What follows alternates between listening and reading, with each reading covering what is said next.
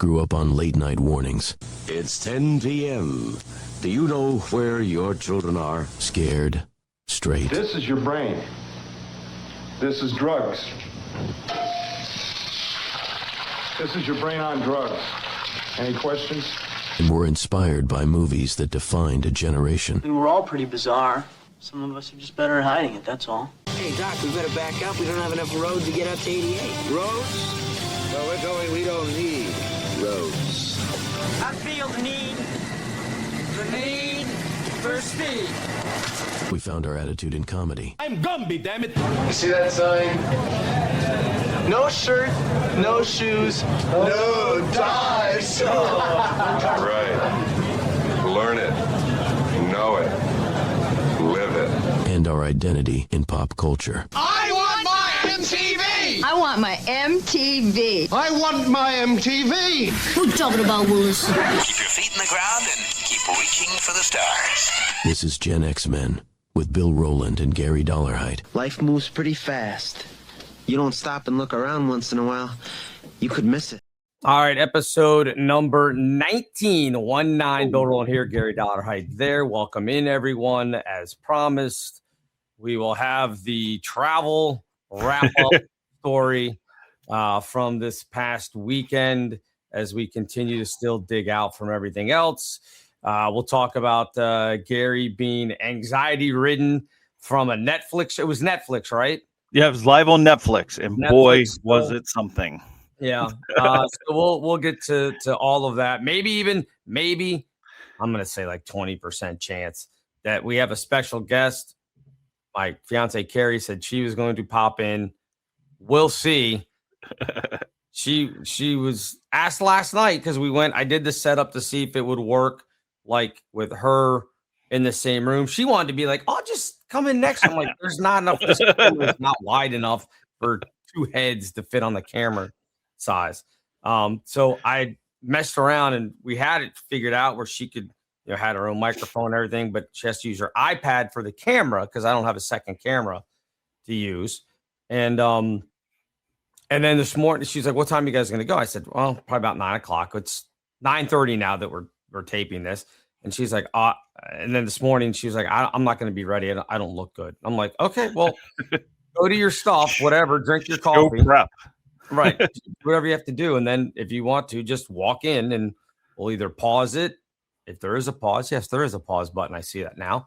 Or we'll just, hey, that'll just be part of the episode is getting you set up to join us. It's fine. So the question I have is, yes, knowing that she works in the school system, yes, they're off. How is she able to offer what? For snow, they're off. Oh. Yeah. Oh, all right. Oh, there's been no school all week. Oh, well, I mean, I sort of get that. I figured by now be clear, like here, you can go back to school. So no. No? Okay. They may not even go back. Well, I know we're in Prince William County. Yep. Fairfax County, those kids, they got off all week because they were off already Thursday and Friday. Oh, okay. Teacher work days. So they've just got a week vacation because obviously it's Wednesday when we tape this, they're off. I would be surprised if they went back tomorrow. I don't know. The roads are pretty decent in here. Here's the problem with everything. And I know people in other parts of the country are going to be like, what are you talking about? We got like where I am 6 to 8 inches of snow, which in and of itself would have been a problem. Now, it was well below freezing. So it's that nice fluffy snow that plows real easy and everything else. The problem was in the middle of the day on Sunday. It started snowing Saturday night here in the DC area about, 11 o'clock, 12 o'clock, somewhere in there, maybe even a little bit after that. So it snowed all night.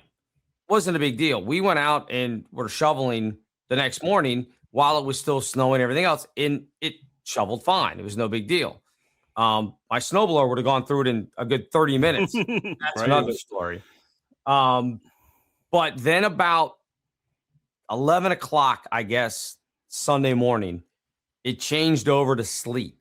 Oh, okay. And so we got another probably inch or two of just sleet. And normally in Northern Virginia, you get that much snow. I was talking to a mutual friend of ours, Chris Jolly, the other day, and he said normally a day or two later, it's 45 degrees, everything melts, and it's just a muddy mess. Well, it hasn't been that way. We are setting records or tying records for the most consecutive days where the low temperatures in the single digits. So, like tonight, it's going to be -2. So none of this is really melting. I mean, you get direct sun, it's going to melt, but it's still just ice on top of everything because of all the sleet. So you go out to shovel and you can't. You have to break chunk. People have the icebreakers. We were using a pickaxe. Like literally you had to do that because your plastic shovel was not going to go through it. So we got our driveway cleared out, everything. I was out yesterday driving around because I had to get a repair part for my snowblower. So the roads are fine. The problem is none of the sidewalks, we don't have sidewalks in our neighborhood, but out and about, none of the sidewalks are clear because you can't dig through them. So anybody that's out there trying to do, like the plow came through and pushed a bunch of snow into our driveway. That's what I did all yesterday morning because I had literally a 2 or 3 foot high just berm at the end of my driveway that had to be removed before we could get out. So it's been all of that. So I'm sure people in Buffalo are like, you guys suck. You should be able to do this. I agree. If it had not had the sleet, this would have been simple. It would have been no big deal. Fluffy snow. We usually don't get that. We usually get the wet, heavy snow. We didn't get that this time. We got the fluffy snow, but then the sleet on top of it. If you've seen pictures from Nashville with the ice and all they snapped everything, we got that sort of, except we had snow first. Yeah. So put that all together. Well, I mean, you said Buffalo from here in Maine, we don't look down on you for what you're going through because what's going on here, we do remove snow very well. I mean, even today, as far as I know, there's no school delays or anything. They're on schedule. Unbelievable. But yeah, I just looked and there's no schools out that I can see. Now, maybe further upstate because this TV station's closer to southern Maine. Right. But anyway, so yes, for us, it started snowing a little bit on Saturday night. It didn't go full blown for us until late Sunday. Okay. And it snowed. But like you said, it's heavy, fluffy, right? Until Monday morning. And then we got the second wave on Monday night. Okay. So what we're dealing with, very similar, is we can move snow. The problem is there's so much volume from the previous storm, this storm, because I calculated 32 inches out there. Wow. Yep. There's nowhere for the snow to go, and it's not melting. Right. Like I woke up this morning, it's 4 degrees and -5 wind chill. Right now it's 10. It's not melting. So it's now hard crust, and it's wherever it is, it is. You're not going to shovel it out. It's not going to change anything until we can get some temperatures. And looking ahead, we're not getting above 20 for the next 2 weeks. Right. Yeah. So, same kind of thing down here. We'll be in the low 30s, maybe late next week. And so you'll get some melt during the day. The problem is it's going to go down to 20 and freeze back over. And then it's going to just freeze again. So we are dealing with the same thing, which, we don't like either. So you guys are less equipped to handle snow and ice than we are. And I can imagine what a nightmare that is. I mean, nightmare for my poor dog. I took him out this morning and he has his particular places. He'll pee anywhere. Right. But he has his particular zones, and usually it's organic material that he likes to, have his bowel movements. Well, they are all gone. And so we get to him and he's staring up at a 3-foot snowbank. Right. And can't figure out what to do. And you see him look around, looks at me. I'm like, buddy, I got nothing for you. And he'll take off in a panic. Like, I've got to go find the next spot. And you can see it. I'm used to him now, how his rear end looks when he's holding it, trying to find a new spot. And he can't. So finally he'll just let go in the middle of the street. And I'm like, it's good enough, pal. It's good enough. So sorry, no one's going to say anything. It'll be frozen like a rock in about 5 minutes. It's fine. Well, I am a proper dog owner and I do pick it up. Oh, good. So, okay. Oh, yes. Others not so much in this area. I will tell you that. Now, I'm surprised that, and because I only remember this, and maybe this is years ago before environmentalism became a huge thing, but I remember in Maine, now this is central Maine, so maybe it's a little bit different. They used to haul in literally dump trucks. They would remove the snow and then dump it in a lake somewhere. You guys don't dump snow anymore in the water? Well, no, they will not dump in the water anymore. Okay. Your bigger towns like Portland, they have select fields out in the neighboring towns that they truck it out there and just let it go out there. Okay. Because of the salt and everything, they don't want to add that to the water because, as you said, environmentally friendly. Right. But that's also Portland because it's a large town with money. A lot of other towns don't have that money. So their best bet's just to keep scraping, pushing, and not haul it out because that becomes intensive. I think this was probably they were removing stuff before salt was being put down. I think that's what it was just the initial, hey, let's pick this up. Then you don't have all the chemicals in it and you're just dumping it. Maybe not. Maybe there's no fish in that lake anymore. I don't know. But I just remember them taking the big, giant dump trucks full. And I would ask my grandmother, were they taking all this snow? And she said, well, they're going to go dump it in the lake to get rid of it. I'm like, oh, okay. Yeah. I mean, and you could do that. I mean, just knowing some of the town mechanisms at this point, it's not cost effective. I mean, you think big dump truck, but do you know how many of those running on diesel and everything else? Well, to clear the amount of snow that would be needed, like certain segments, like downtown Portland, maybe a smaller town where your grandmother was. Yeah, they'll spend the money for those small areas. Like we've got to get this out of here. Anywhere else, no. Right now, the town I'm in, Old Orchard Beach, it's one of the greatest jobs. They have these little track units that do the sidewalks, right? It just carves right through. Nice. But there's nowhere to put the snow because they don't want to throw it back on the street and you can't throw it in front of the houses. So they've just stopped doing that. Nice. So that's why I said we're walking on the road and the dog can't find anywhere to go to the bathroom. So as promised, and I apologize, I'm sure people you got to get to this, dummy. You're 10 minutes in. You haven't even talked about it. My trip back.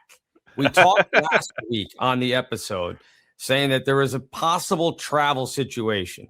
Now, all week long, it was at the beginning of the week, it's like, oh, I'm going to have to drive home. This is going to suck because you could just see the weather forecast. And as we got closer and closer, the window was opening.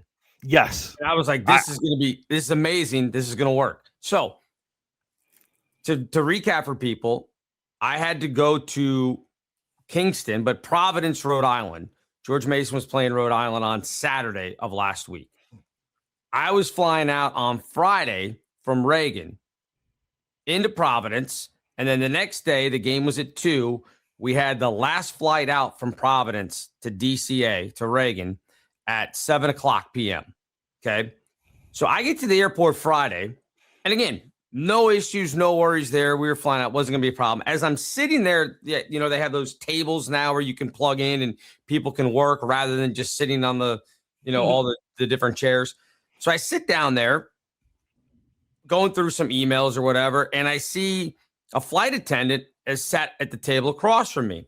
So I'm like, maybe she's on our flight. I can try to get like this is somebody who may know what's going on. So I just said, hey, I'm sorry to bother you. Are you doing this run from DC to Providence? And she said, well, no, I'm not working this one. She said, I'm working Providence to Reagan tomorrow. And I was like, yes. She was deadheading, basically. Yep. For those of you who know what deadheading is, she was in uniform. She was going to have a seat on the plane, but she's not working it. They were just getting the crew to Providence for tomorrow. That would have been Saturday. So I said, okay. I said, explain to her my situation. I'm trying to get here to here. I said, I know you're not in charge. So I said, I'm not going to hold you to this, but you're an experienced flight attendant. What are the chances we get out on Saturday? And she said, what's the flight number? Let me see. So I pulled up my boarding pass for the next day, showed her my flight number. She goes through and looks at something, messing with her phone. And she goes, well, your flight is Savannah to Reagan to Portland. And then it goes back Portland, Reagan to Savannah. She said, 90% you get out Saturday. She's like, I don't see any reason why you wouldn't. I was like, yes. Like almost guaranteed now. The flight attendant is telling me it's going to happen. So go through the game, whatever. Mason loses, so that has nothing to do with the story. But Mark LaFrance, who is our sports information director, his parents are fantastic. They live up there. They're the ones that picked us up from the airport in Providence. We stayed in Newport because we're fancy that Ooh. way. I know, Yeah. right? It's a lot cheaper in the middle of winter to stay in Yes, Newport it than is. it is in July. I can guarantee you that. I saw the rates on the back of the door, and I was like, I know we're not paying that amount of money to stay here. But anyway, so his parents also drove us from Kingston after the game to the airport.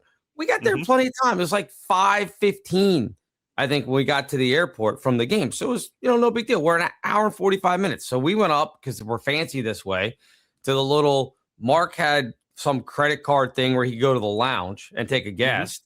So we went up to the lounge, had a drink, had some food. It was great. So 6:15. All right, we're supposed to board in 15 minutes. We need to walk. If you've ever been to the Providence airport, I'm sure you have. It's tiny. It's easy walk. It's not expansive where you can't get from one place there. Like, we got there plenty of time. So 6:30, everybody's kind of standing around. We see some other Mason folks there. They were flying back as well. They do the little, all right, ladies and gentlemen, we're getting ready to get your flights on. First class passengers. You can board. Yeah, first class. And Mark, because again, he's got all the credit card points, had upgraded to first class. So he's like, all right, I'll see you on the plane. I'm like, no problem. We're getting out of here. This is going to be great. I sit in the very back. I would have taken a middle seat at this point, because I was like, I cannot believe this is going to work. I'm going to get home before the snow. It's going to be amazing. So we're standing there, and all of a sudden, you see and hear all these, like, on your phone notification beeps. And you see everybody look down and then look up. And the board behind the, where they have the people that are checking you in, the board, the big video board behind them just says canceled. Oh. They loaded the first class people, and then we're like, nah, we're just kidding. Flight's canceled. Sorry. So we're all like, what the? There were a lot of F-bombs and other, like, one guy came up to me like a meeting. He's like, hey, did you just get this? And I'm like, yeah, this is a problem. We looked up, and he's like, you can't put people on a plane and they cancel the flight. He was livid. I didn't know who he was, but he was livid. So we're sitting there, and I turned to Chris Durlock, who's a Mason fan, donor. And I just looked at him and I said, let's run the car. We got to get out. Like, I'm like, I don't know what you're doing. I'm not getting stuck in Providence. I'm driving. However you want. You're like, you come with or whatever. He's like, already on it. And he had like his Hertz app like going. And Kathy McKay, who is the owner of Jim McKay Chevrolet, again, big donor, big fan. She was up there. She was going to be on the flight. She's like, I'll come with you guys. We're like, well, let's go. So we immediately went and got a rental car from Avis. This is an important detail for later in the story. We did not end up doing Hertz. We ended up doing Avis. So we get in I think it was a RAV4. I don't know. I didn't drive it. Chris drove it. Again, he was fantastic because he drove the entire way. So good for him. It was 5+ hours back. How many of you were in the car? I was in the car. Yeah. No, how many? Oh, just me, Chris, and Kathy. We're just us three. And they didn't have any luggage because they had flown up that day. Mm-hmm. They flew up that day, rented a car from Providence, drove to Kingston for the game, and we're going back that night. Like, so they didn't have any luggage. I was the only one that even had a bag. I was doing carry-on, so I didn't have a lot of luggage because I was overnight one night. So I hold on one second. I apologize. I'm getting text messages. Carrie, I'm trying to get her, was trying to explain to her how she could do that. And she said, I told her first, I said, hey, you got to get your iPad to come in here and you need headphones. She said, it doesn't work. And I said, well, I have an adapter sitting on my dresser. At first she said, I'll just skip this one. And I said, well, I've got an adapter on the dresser. You can use that. And then the text back, and I'll let you see this. I don't know if you can read that. Sort of no. There you go. How's that? All right. My hair looks terrible. Okay. Yeah. So there we go. Right. Anyway, it's just the three of us in the car. We're driving back. On that, I was going to say, now that I know there's three of you, did you do the proper thing and you sit in the back, the two of you, and Kathy just be like, driver? No, Kathy wanted to sit in the back by herself, so I sat up in the front with Chris to drive. And I didn't realize it until about 3 or 4 hours into the trip. No radio. No. You got to pay for it? No, we just never turned it on. Oh, okay. Like, I was like, because, you'd sit there and like silence for a bit because we were talking. I mean, Chris and I are talking, Kathy, we're, just about different stuff. And then at one point I'm sitting there and I'm like looking on my phone, like checking the radar and everything. And I'm like, damn, it's quiet in this car. I'm like, oh, the radio's not even on. Like, we never turned it on. It's fine. I didn't care. I was just kind of a weird thing. Like, oh, we never turned the radio on. So Chris drove the whole way. Again, wow. We get out of Rhode Island and onto the highway. It's just 95 straight down. Yep. I mean, there are no turns. There's nothing. Traffic got a little backed up going through New York, like GW Bridge territory, like it always does. Jersey Turnpike was fine. Everything. We didn't hit any snow, and we stopped at someplace in Delaware to, he wanted to get a drink, stretch the legs, go to the bathroom. It was fine. I mean, again, zero complaints. He did a fantastic job.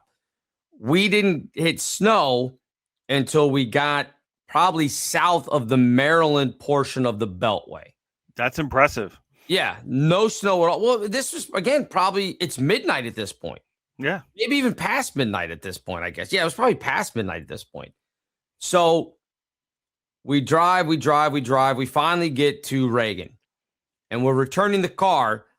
Where are we returning the car? Do you remember the company that I said? Yes, Avis.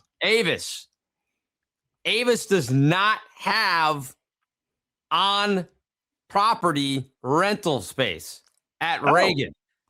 We didn't know this. So we see rental car return, and he pulls in to the rental car return, and we're looking at the signs, and I'm like, dude, none of these say Avis.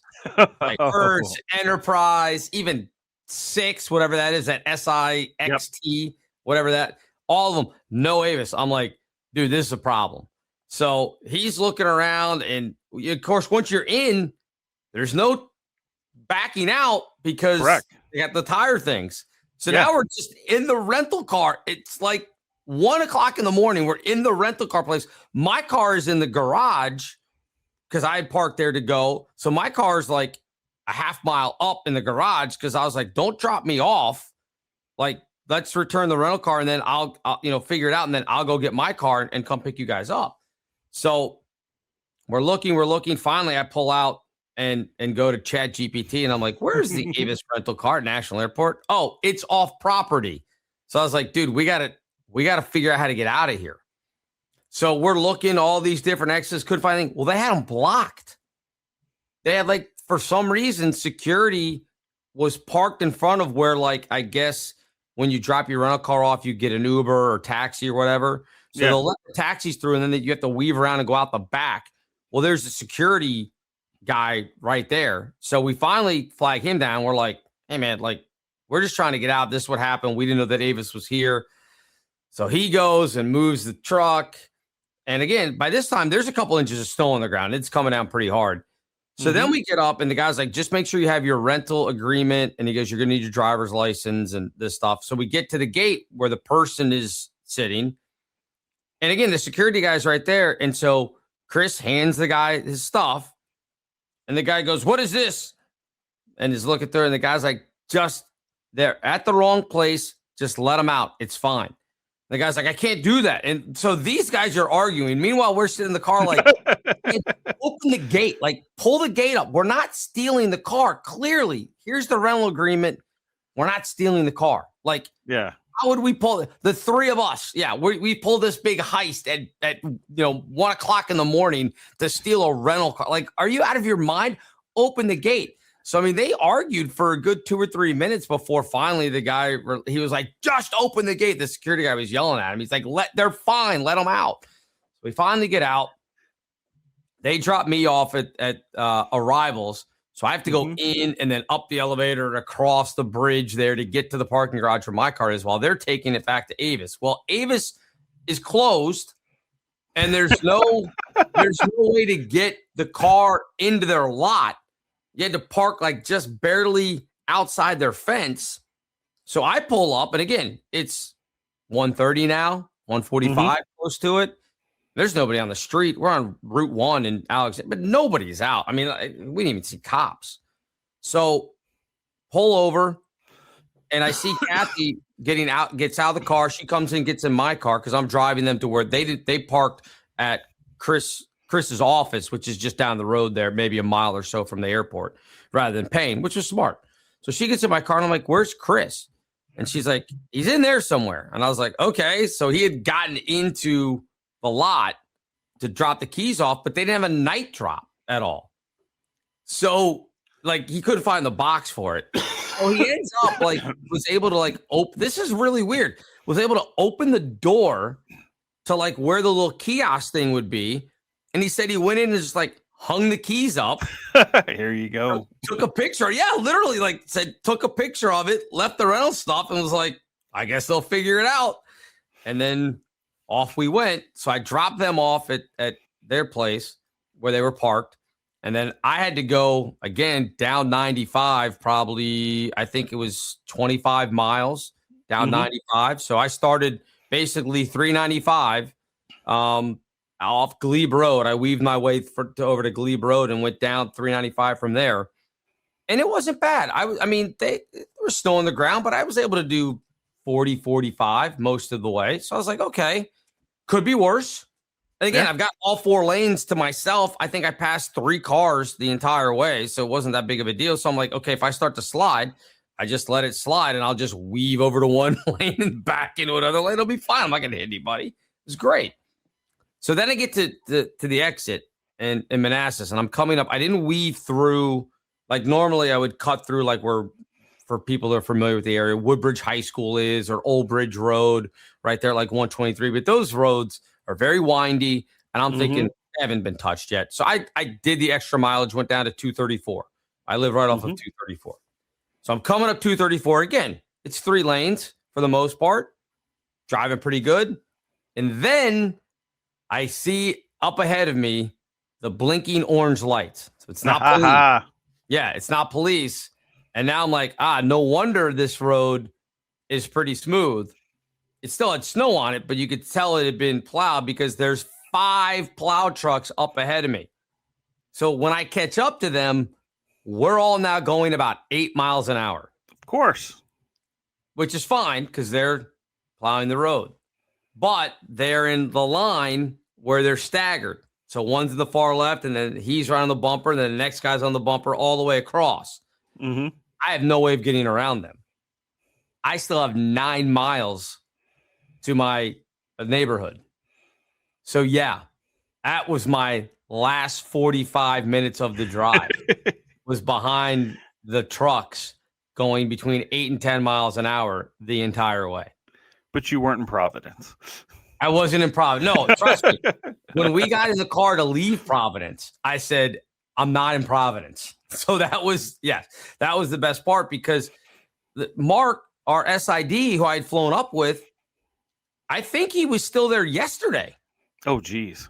Yeah. I mean, I don't think he might have flown out yesterday. I don't remember exactly what he told me, but I know he was there Monday.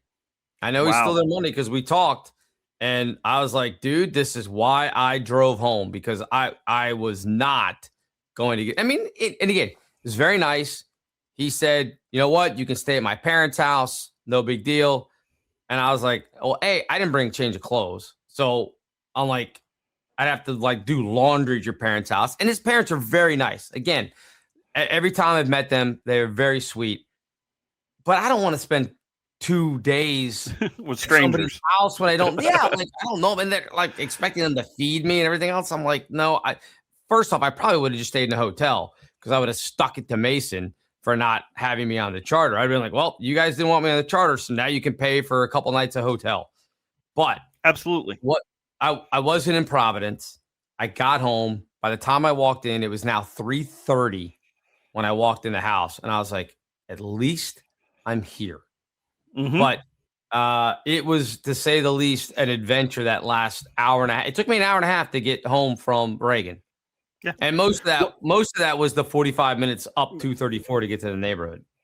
Yep. So 2 parts on that. I thought you were going to make the window because when you told me they canceled the flight and I saw that, I was like, are you kidding me? Because no idea everything, we keep, I was on duty. We keep track of the weather because we have to make arrangements even locally. And everything said everything's going to be delayed because the snow storm didn't move as fast as they thought, so it's coming in later. I'm like, he's golden. And then all of a sudden you're telling me canceled. I'm like, what is going on? Like, what? Yeah. Because I knew everything was fine here in New England. I'm like, it's an hour and a half flight. You know, they can cheat, make it an hour. It can't be that bad down there. It wasn't. And the other big always criteria is, where was your plane coming from? But your plane was there. So that's what even made it even more odd to me. Like, well, the plane's there. They're not waiting on it. So for whatever reason. But as for the plow guys going 8 miles an hour, now I know these guys do a hard job. But it's not that. So for us, you know, I talked to the guy for the town I live, one of them. He was driving the backhoe that night. Cab, got the big scraper on the front. And we were talking about doing the parking lot at the station, moving cars. So I said, are you on all night? He goes, all night. And I could see he's got a carton of cigarettes on one side. He's got the cooler full of drinks down by his feet. Coffee, you can hear the he had the thermos. You could hear the radio. I mean, he was set up. He goes on all night. But you see that glint in his eye, like, oh, he's on vacation because no one's bothering him. He's just riding around, pushing snow. He's got snacks and everything set up. He is good for the night. And watching him, you know, he's being methodical, meticulous, and he's not, you know, breakneck speed. So imagine those guys in the bigger trucks with more space. You know, they probably got Netflix running, you know, got the Starlink on top, and they're doing internet while driving. Because at 8 miles an hour, you can just kind of, we're still in the road. Yeah. Watch some more. Nope, we're still good. So, yeah, no, I had no problem. I don't blame those guys. They were just doing their job. It's just my luck that I ended up behind them. I watched the guy plow, you know, they had VDOT with the big giant, you know, front loader and everything too. The guy was out here, and I was like, that would actually be kind of fun. Mm-hmm. I think. I mean, maybe after an hour you'd be like, this sucks.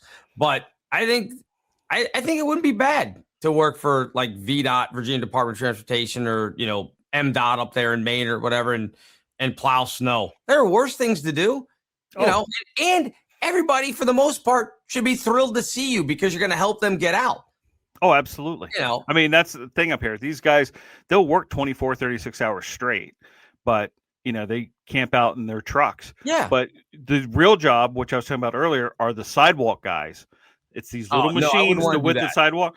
Yeah. Again, they set up in there. They're just driving the sidewalks. Because when you're plowing snow, you got to pre-think, like, you know, if I'm doing a driveway or something, I've got to push here, push there. There's a little bit more geometry to it. These guys, they're just running down the sidewalk like, right? And it's blowing it off to the side. Doesn't care. He's just doing the sidewalk. As long as the entire heated. town. As long as they're heated. They're heated.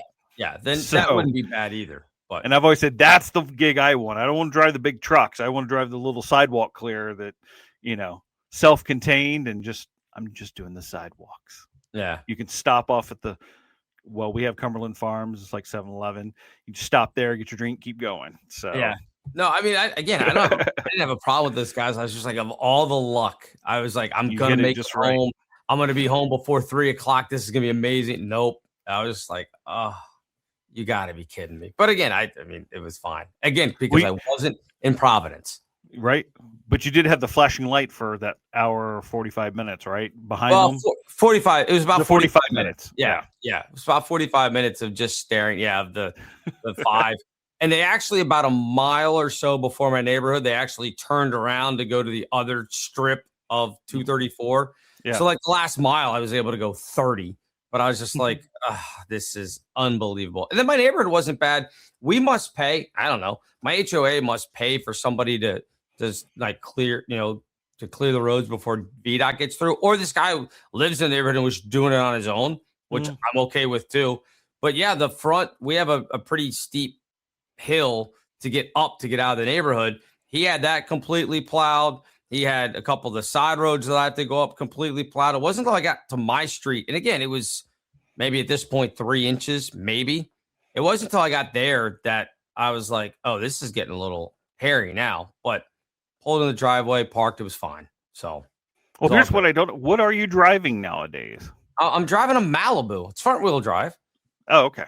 So it's fine. Yeah. So yeah, you should have been fine 3 inches of snow. Yeah, no, that's what I said. It wasn't a problem, but I was just like, this is going to get like by tomorrow, it was going to be serious. Like you weren't going to be going anywhere the next day.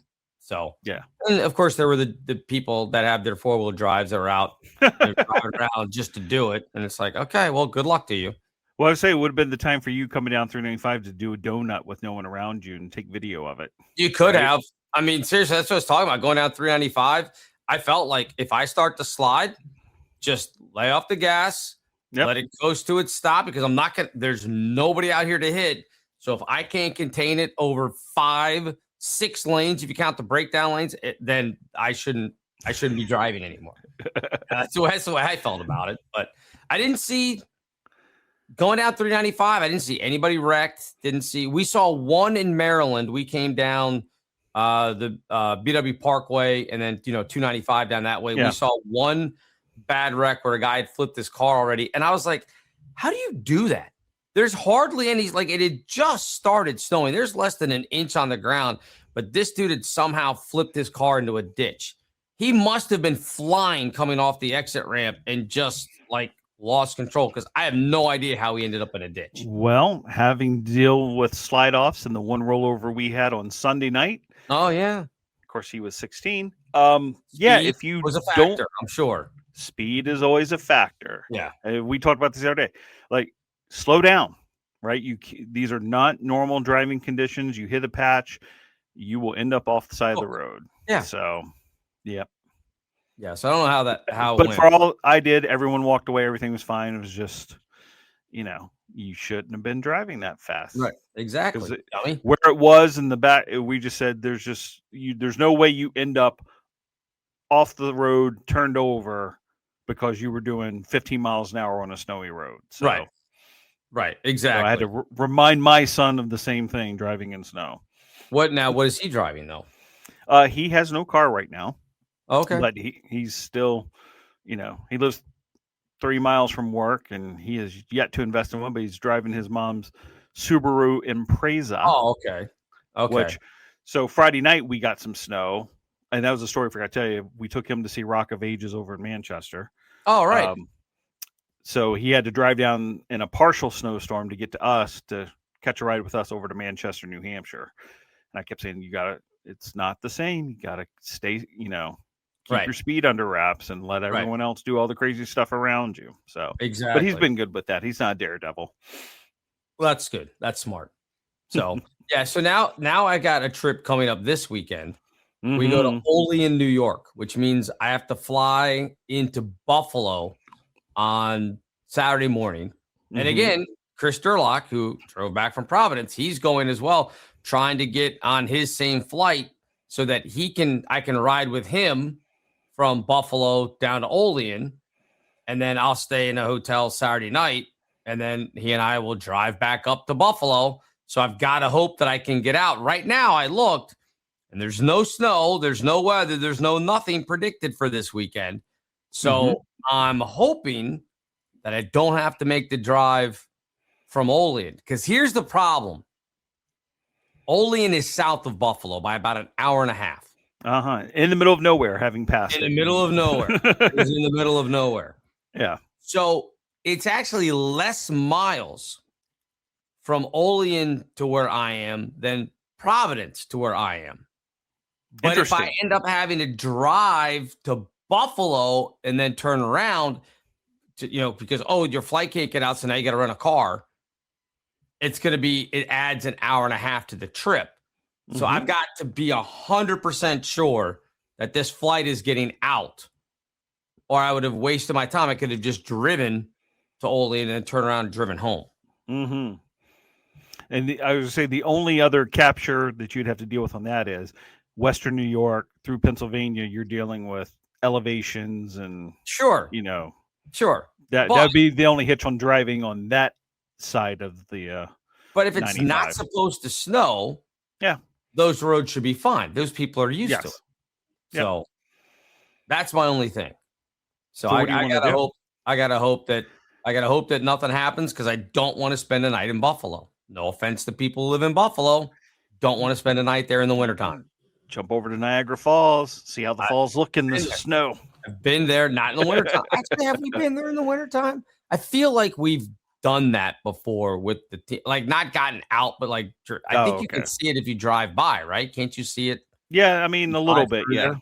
Yeah. So There's a way. Yeah. I've been there in the summertime, so I've seen the actual falls and everything else. But yeah, I don't really need to do that in the wintertime. Not particularly, on my bucket list of, let's go see Buffalo in winter. Thank you. No, thank you. So hopefully this will be this weekend, the last trip that would involve a flight of any kind, unless we make the NCAA tournament or NIT and we have to go on the road somewhere and have to fly. Otherwise, everything else is a drive. You're going to St. Joe's, at GW, at Richmond, I think, at VCU. Simple so stuff. Yeah. It's all local. It's all day trips even. I don't even have to stay overnight at all anymore. So just got to get past Olean this weekend and I'm good. You should be silly with them asking if they'll fly you to Richmond. You're like, hey, well, I mean, they go down the day before. I don't even spend the night in the hotel with them. I don't know if we're at Richmond this year. I think we only play them once. Oh, no, we are. At Richmond, at VCU.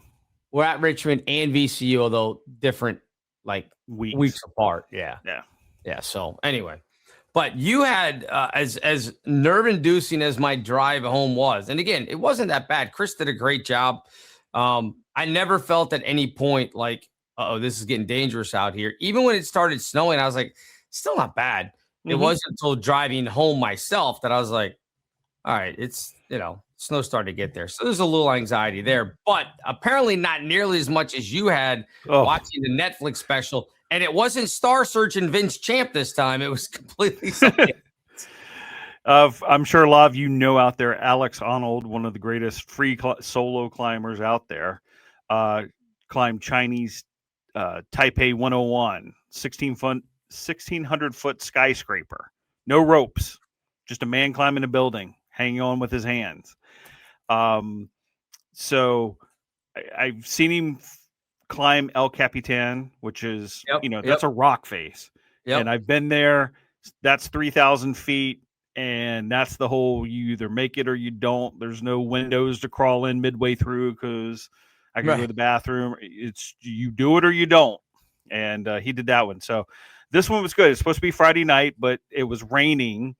And from his he said, I can't do it in the rain because glass steel gets too slick and just can't do it. Of course. So I tuned in Saturday night at work, and I had to watch. I hate heights. I work in emergency services. I don't climb ladders.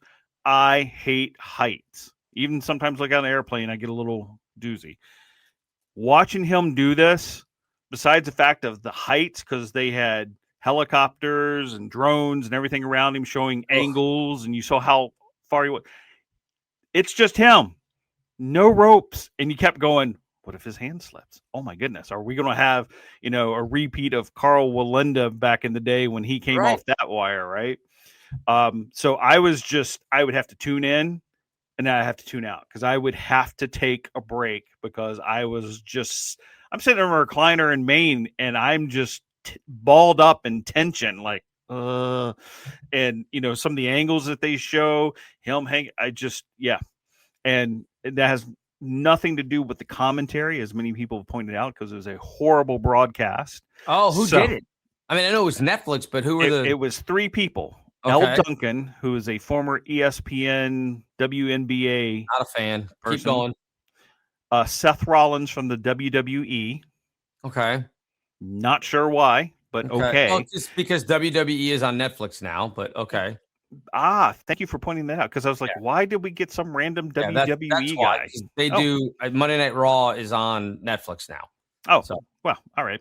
And then Emily Harrington, who's a professional climber, friend of Alex. It's fine. Don't know her. But it was horrible. Like, we've got this intense thing going on, and I'm going to lay this at the feet of El Duncan a little bit. Just chatterboxing. And it was just, you're not matching the moment. I don't know if they didn't give you enough to talk about. It just did not come off well. I imagine, and I'm no fan of El Duncan, and that's fine because there are a lot of people that probably aren't fans of mine. So again, whatever. But I imagine they're probably in a studio in New York or LA or someplace. They weren't. No, they were there. They were there. They were there. at the base. They had their own setup, just like, the NFL stuff in the stadium. I was going to give her a pass because I was going to say it's probably very hard to do that from the studio when you're not there. So, yeah, you can feel the tension. But if they were there. They were there. Then there's no reason to. She probably felt like she had to fill every single moment and that there couldn't be silence. And something like that, more intense if you're just quiet. Yes. And you just have him doing his thing. And now he was mic'd up. They had audio from him. So thing would have been. Could they talk to him? So I think they were having problems. Okay. And I think from his perspective, I would want to be able to talk to you, but I don't want to have conversations. Yeah, no kidding. Right? Yeah, I don't need hear if I'm talking out loud to myself or something, but I don't want to have conversations. Right. No, exactly. Now, this may have been a situation where they thought they were going to be able to talk to him back and forth. And then when they couldn't, she might have panicked and been like, well, now how am I going to have to fill the time? I'm going to have to talk. She should have. And again, I haven't seen the broadcast. I'm just guessing. But she should have just gone with, you know what? We'll have conversation here. But the more I lay out, the more intense this is going to be for people at home, because you're going to sit there and be like, why aren't they talking to him? Why isn't he saying?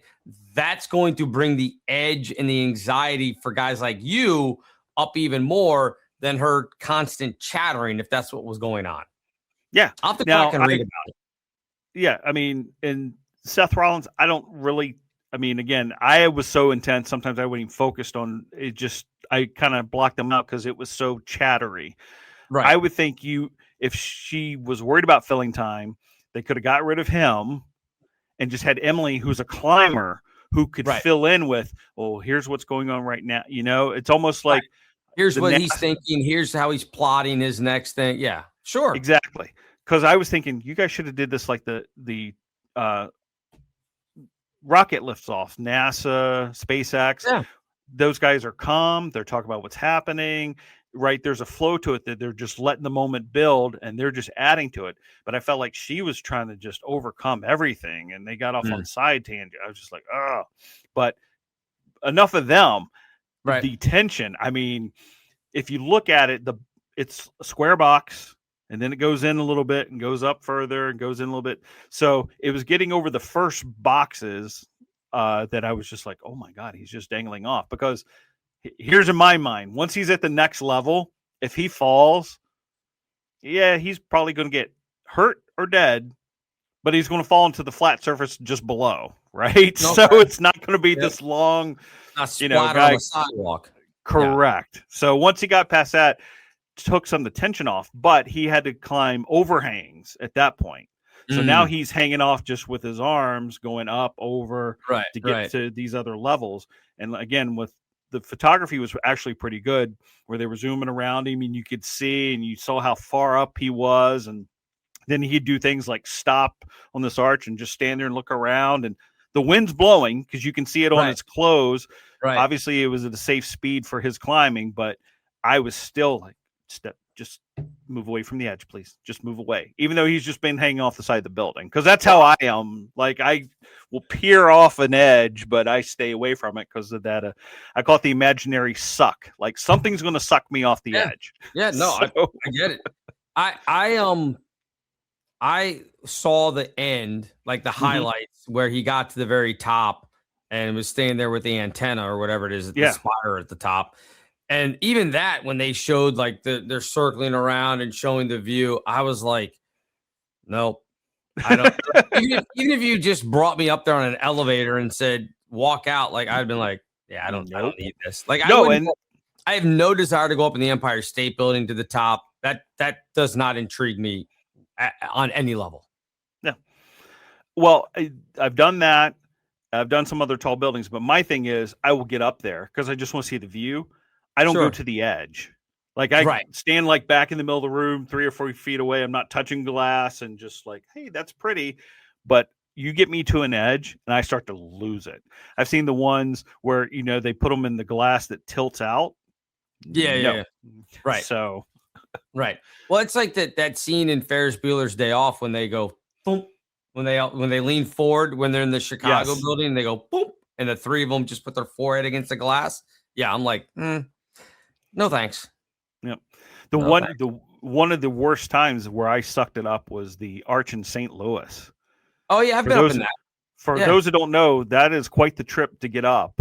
Yeah, it's cool. You're in these little egg capsules that just keep going, keep going, keep going. It's not very big in the middle of the arch up there. It's a small room and it's angled, so you're supposed to kind of lay down and look out. And then, for whatever reason that day, I could feel the sway, like the wind was pushing it, and I was like, "Okay, I am done. I'm going to go stand over here in case this thing comes apart." Even though at that point, God knows how many. Heights don't bother me as much. I get claustrophobic now, and that's something that's new within the last, I don't know, 20 years, I guess it is, because heights, again, I'm not like thrilled to go up there, but I'm not bothered. Like I can look out an airplane window and I don't get freaked out about that. Planes don't bother me. I know a lot of people hate flying. Our head coach doesn't like flying. And Tony doesn't. He doesn't freak out, but he's just like, I'd rather not fly. I'm like, I get it. Some people aren't into flying. Like, to me, I'm just like, whatever, get on and go. It's fine. Yeah. But years ago, I don't remember where we were, but we were on vacation somewhere in the Caribbean, and they wanted to do those, they do the submarine that takes you down, and it's all glass, and you can look out. And I was fine until we started walking down, like going down the ladder into the little, whatever, glass bottom submarine, like whatever it is. And then all of a sudden I was like, oh, I'm not going to be able to get out of here. Like this is it. This is it for the next half hour, 45 minutes, however long we're down here. You have no way out. Like you're stuck. And that I started getting pale and sweating and I just could not do it. And it's even to the point now, like just here a couple weeks ago, we were going to visit Carrie's sister lives over in Maryland. And so we were all taking one car. And I was like, I'll sit in the back, no big deal. Well, got in the back and didn't realize like the seat in front of me was like up like to here. Like, so, and then my knees are kind of, I was crowded. And I literally 3 minutes before we even got out of the neighborhood, I was like, I can't do this. You got to take me back home. I got to drive myself or something because I cannot sit back here. Because I just felt like I have no way of getting out. Like I'm back here. It didn't feel dangerous. It wasn't like, oh, if we get into a wreck, if we get hit from behind, if we get rear-ended, I'm going to die. Or something. It wasn't that. It was the idea of I'm constricted. Like I can't move around. If I had been sitting in the middle row or in the passenger seat in the very front, I've been fine. I can ride. I mean, I just did 6.5, 7 hours in the passenger seat on the way from Providence. Never even thought about it. But all the way in the back with the seat like here, I was like, can't do it. I'm going to be sick. I got to get out of here. So I don't know where that comes from because that kind of stuff never bothered me when I was a kid. And then now just all of a sudden, I just remember the first time that I was like, oh, this is a problem was doing that submarine thing. Which being underwater like that, like I would scuba dive tomorrow in a second. No problem.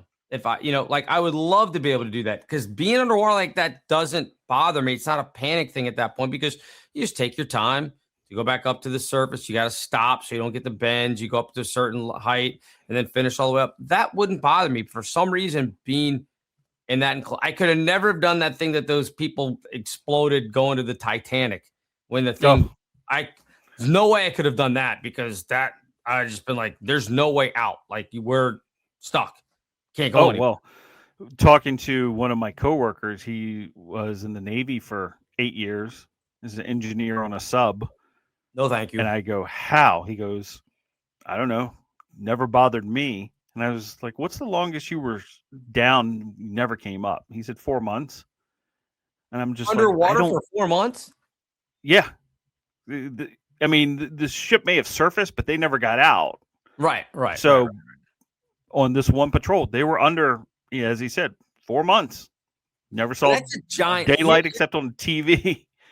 There's the only difference with that is, I mean, if you're down there for 4 months, it's a giant that's a giant vehicle because they've got to have a cafeteria to eat and everything else. So it might have been. I might be okay with that because the space. I think it's the enclosure, like feeling like it's on top of you, because this thing that we were on, you could barely stand up to like move around. You were supposed to just go in and sit, and then they had a little porthole in front of you that you would just look through to see everything on the outside.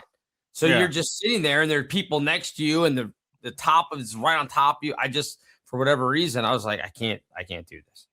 I don't know why, but I couldn't. And I was like, since then, I'm just like, any type of enclosure thing, cannot do it. I don't know what happened, but so yeah. Interesting. Heights don't bother me. That enclosure, that claustrophobic thing, I can't do it. So well, the heights thing, I mean, watching TV show and I'm literally sweating, so I could feel myself.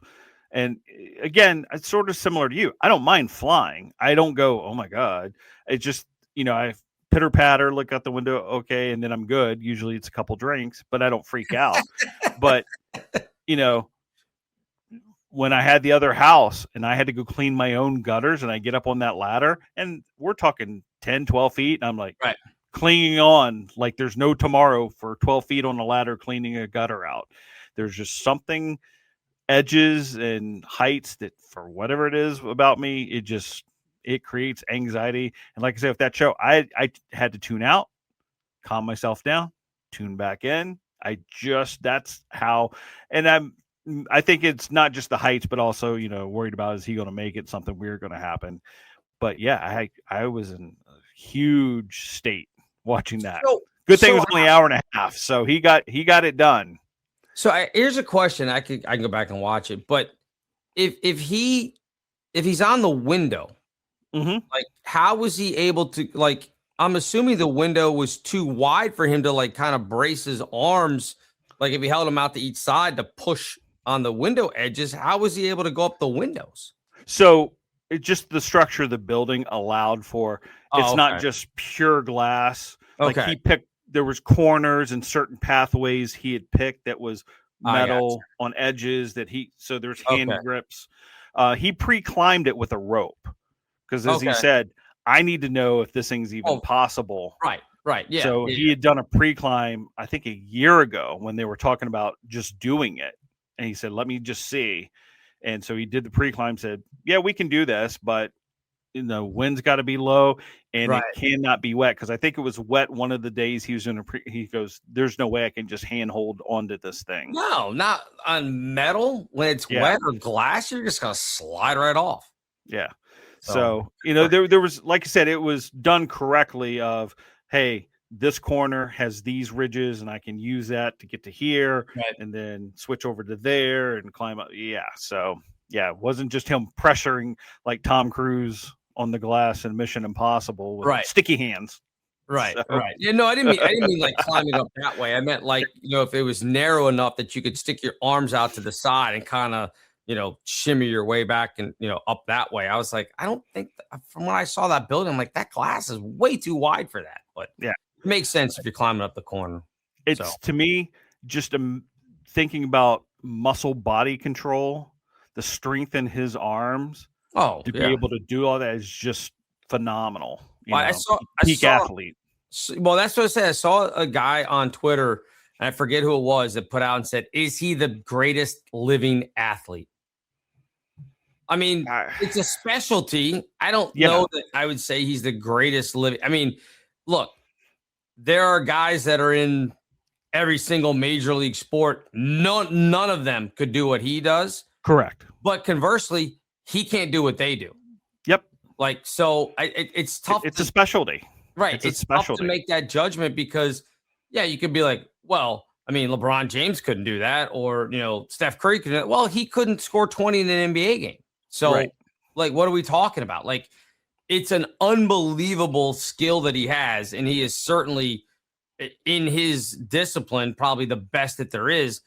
But I don't know that you can say he's the best athlete on the planet because it's just a totally different thing. Yeah, no, to me, it's, I mean, there is a physical component to it. Oh, to me, there's also so much more mental component to it, right? Yes. That you have to have the drive.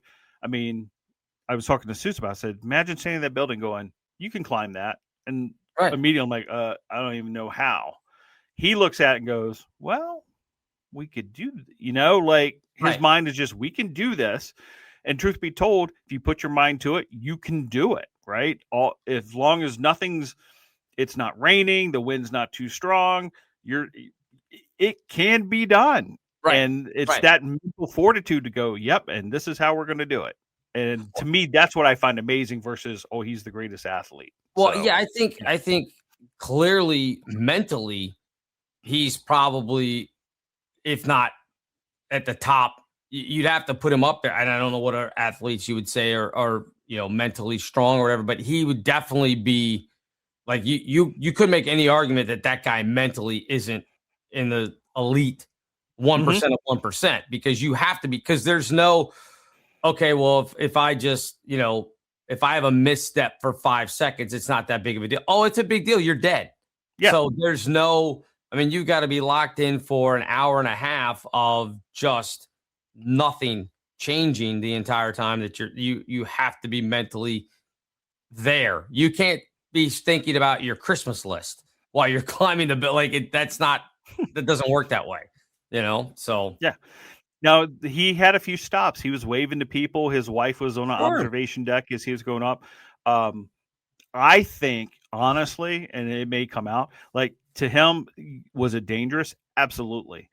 I think it was probably far easier to do this building than it was El Capitan, because I agree. There, you're just dealing with, here's where I'm at, and maybe there's a handhold, maybe there's not, right? You're just dealt with whatever you come across. Whereas the building, at least I've got a grips, there's metal, there's this, there's that, and it's half the height of El Capitan. So. Well, and I think too, you're talking about, again, you mentioned the structure, that you grab a hold of that metal, it's not going to suddenly fall off. Whereas if you're doing something, the rock climbing, you don't know what's changed, and you go to grab something and it crumbles. And you're like, okay, well, that's not available to me anymore. I don't know. I've never done the rock climbing, but I would think that stuff like that happens when you start going up and all of a sudden your feet slide a little bit because that hold isn't as good as it used to be for whatever reason, rain, wind, elements. But yeah, I think probably if you asked him, he'd probably say, now, not that it was easy. Yeah. But that it was not as challenging maybe as other things that he's done, because when you grab something, it's not going to twist, it's not going to turn, it's not going to slide, any of that stuff. Yeah. Yeah. And but, what's there? Still, like you could sit there and take photographs close up from the ground and know all the way up. Right. That looks like this. This is possible here. Right. With the rock face, I'm sitting there going, you're searching for whatever, and then have to figure out how to make it work. And then I always wondered, well, what if you get to a certain point and there's just nothing else, Well, you go back and down. They said you go left, you go right. That's a whole different ball game than just climbing that building. So. Right, because he knows he's just going in not a straight line, but he knows he's constantly be going up. There isn't going to be there's a path. There isn't any, and I got to go this way, and I got to go back this way. I got to go back down 10 feet to then go left and then head back up again. Yeah, there's none of that. For it. But yeah, clearly mentally, I know you can stop it. He still has to be completely locked in, paying attention to everything, every single movement that he's doing. So yeah, that's nuts. But anyway, good for him. Glad he made it. That would have sucked. That would have really put a damper into some Netflix live events if they're like just showing people splattering onto the sidewalk. Well, they said, and because I wondered this stuff. I'm like, what if something had gone wrong? They were completely prepared. They said we were just going to cut away, and that was going to be it. Yep. So they had their plan in place. Yeah. What else could you do? Well, you diagnose it, right? It's what the rest of the news cycle does when something bad happens. We get footage, we have experts, we just go over it for hours and days on end. But right, Netflix said, no, we're just going to cut it, and that's going to be it. Yeah. Well, why would you want L. Duncan and Seth Rollins to be there analyzing what happened? Oh, I guess he lost his grip. Yeah, you think? You think that's what happened? That looks like it hurt. Yeah. I was like, I don't know how you would, I don't know what you'd be able to do. So, I don't know. I just, it is kind of dumb that you would have analysts for this. Again, I know why Seth Rollins is there because it's a WWE tie-in, but I'm not sure, unless I'm not aware that Seth Rollins has some sort of like rock climbing background. He may. I have no idea. But it seems like they just kind of threw folks together and been like, all right, this is kind of a cross-reference for all these people that we use for our shows, so put them on. Yeah, that's what it feels like. Just seemed like an odd pairing. That's what got me. Like, I get the one girl who's a professional climber. Of course. I guess you could have hired anybody to be the Elle Duncan role as the host and kind of leader, but then you mix in a WWE guy. Okay. I mean, you couldn't have had him just maybe do crowd reactions throughout the thing instead of being placed as a commentator for the entirety of it. That's the stuff that just said, who designed this show? You guys need to work on this. Yeah. Well, I mean, again, they're kind of new at it, so they'll eventually figure it out, I guess. So yeah. Good for them. Do they have another one coming up? Did they say if there's anything else? Not that I'm aware of. I mean, this is just their continual foray into live programming. Obviously, Star Search. They've done some of the other fights. Obviously, that stuff's a little bit easier. But did we watch Star Search last night? Did you see the Tuesday episode? Did not. Unfortunately, had plans, couldn't watch it. But I'll be at work tonight. Unfortunately, it comes on after our game, so I'll be able to tune one into one and then watch the other. So, all right, that'll work. I'll expect a complete update next week. Hopefully, I will not have another 6-hour travel to discuss next week at this point. So now, are you guys? There's supposed to be another storm coming up the coast. They're saying here that it's going to get pushed out to sea a little bit more. Like Carolina's going to get it, but it's going to go out to the ocean and pass us. Is it going to then curl back and hit you guys? Well, to do that, it doesn't have to curl. Just go straight up. Yeah, that's true. Yeah, I mean, as it drifts away from Virginia and North Carolina coming up the coast, Maine is actually, I can't remember how many miles east. Like 100 miles, right? Right. So it may curl away from Virginia, Carolina, but it'll clip the end of Massachusetts and hit us. Right. Not expecting anything major other than the discussion said. We haven't lost what we already have. It's not getting warmer. So we're just going to be adding on, a couple more inches of, permafrost. Yeah. April, May can't get here fast enough. I'm 100% with you. I agree completely. All right. We've done an hour, a little bit plus of that. So if there's anything else that you want to get to, if not, we can call it a day. No, I think we're good. We've talked enough about weather and heights, so heights and everything else. Kind of wore me out. Any parting thoughts here? Well, from the movie Cliffhanger, 1993, the cold doesn't care. Yes, and I will go all the way back to Dr. Zhivago. The snowstorm has passed, but the snow remains. This concludes this episode of Gen X Men with Bill Rowland and Gary Dollarhite. Gen X Men is now off the air.